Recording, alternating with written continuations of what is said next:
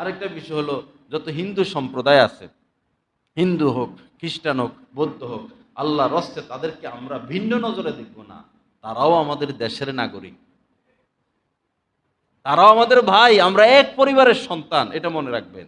হিন্দু, খ্রিস্টান, বৌদ্ধ, আমরা এক পরিবারের সন্তান। আমাদের বাবা হযরতে আদম, আমাদের মা হযরতে হাওয়া, আমরা এক পরিবারের সন্তান। এই হিন্দু ভাইদের উপরে কেউ অত্যাচার করবেন না, কেউ অবিচার করবেন না, কেউ তাদেরকে ঘৃণা করবেন না, কেউ তাদের সাথে দুর্ব্যবহার করবেন না, বরং তাদের সাথে এখন ভালোবাসা বাড়াইয়া দেন, তাদের প্রতি দয়া করেন, তাদেরকে বুকে টেনে নেন। বড় খারাপ অবস্থা হয়ে যাবে আমাদের দেশের। মিথ্যা প্রচার চলতেছে, ইসলামের মধ্যে কোনো সাম্প্রদায়িকতা নাই।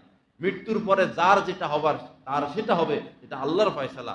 দুনিয়াতে এটা আল্লাহরই নির্দেশ যে তাদের সাথে ভালো আচরণ করো, মিলেমিশে থাকো, তাদেরকে ঘৃণার নজরে না দেখা, তাদের জায়গা দখল না করা, তাদের কাছে চাঁদাবাজি না করা।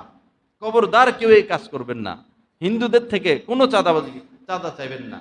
তাদেরকে ছাড় দেন, সুযোগ দেন, তারা শান্তিতে থাকুক। তাদের জান মালের নিরাপত্তা দেওয়ার দায়িত্ব আমার এই দেশের সরকারের।